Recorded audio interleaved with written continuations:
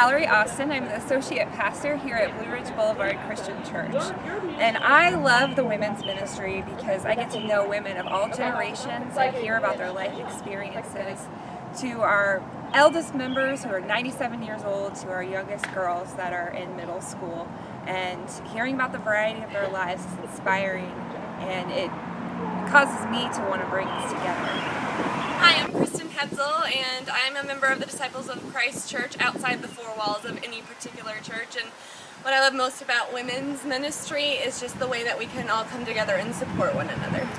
Hi, my name is Elaine Henneman, and I serve as the president of the Kansas City Region Disciples Women's Ministry. I attend Eastgate Christian Church.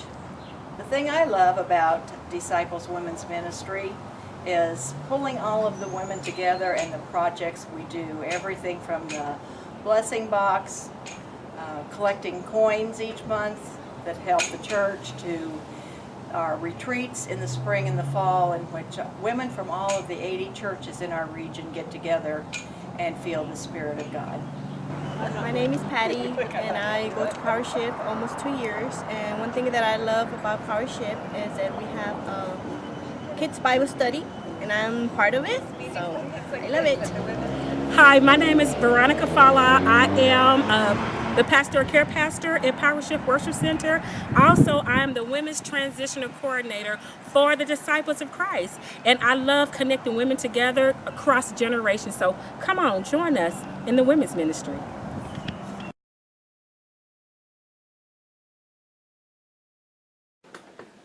With all our differences in the world, what should we do as women to unite as one movement of love? Well, I think that we are all women of God, daughters of the King. Mm-hmm. So we are loved by the same God. So we could help each other by sharing our stories. That's a good one.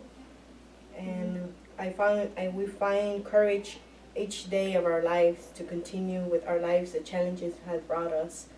So I just believe that even though we're different women, we come out together, because we are daughters of the King. There was a couple things that I thought when I saw this question. I think the first thing that came to mind was intentionality.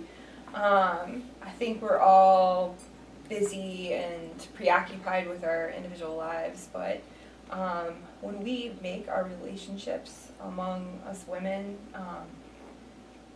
priority, then I think the sharing of experiences and the understanding of life through another lens will happen naturally. But to do that, we also have to be vulnerable to one another. So, like you were saying, we're all, come up from different backgrounds and have different life experiences. And being vulnerable enough to share those to someone who might be completely different than you, and that's going to widen your Just world. what you're saying. Like what happens to you happens to me. What is happening to your children is happening to my children, because your children are my children. Mm-hmm. And I don't know that I think that necessarily women are better at this than men, but maybe more encouraged by society to mother and have nurturing stances. So I think that that's a strength that we can all draw on together, that if we make that our rally cry. Absolutely, right? because you think of our ministry, we have 80 congregations in the Kansas City region. And as we have 80 congregations, how can we as women come together in a way of love that would strengthen our cords like never before, that we are so tight that every need in our community would be met just because of us being in relationship with one another? How would that look? Right. Is that, do you think that's something possible that we can implement in this region, like moving forward? Get women from different backgrounds, different lifestyles or whatever it may be, get them all together to unite in one movement of love. Yeah, intentional, scheduled meetings and collaboration. I think it could happen. When you look at a region, it is almost a fragmented region, right? Exactly. Because I didn't even know this building was here. I'm not aware of the 80 congregations in the region, so I'm sure there's plenty of others who aren't Lawrence, either. what you And have so is needed. What we all have here is needed for others to understand that God-given talent that we have within. I'm sitting here, my mind is twirling, and I wonder if we start that by intentionally again, setting up small groups within different regions for the women to get together, like you say, at coffee shop or at one of the churches, you know, come and have coffee and cookies and let's discuss whatever is on our minds.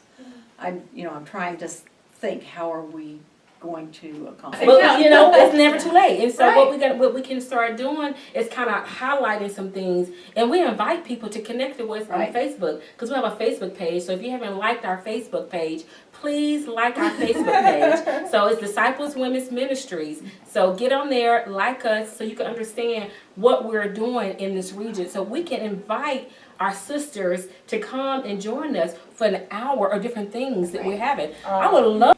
And in that development of relationship, you form a team, you know, and no longer is it just that affects them or that affects her, but it affects us all. If whatever is going on in our world, wherever brokenness is, it affects each one of us. And then we come together and we can pull together and kind of uplift our whole region. The Kansas City region can look different when we all pull together.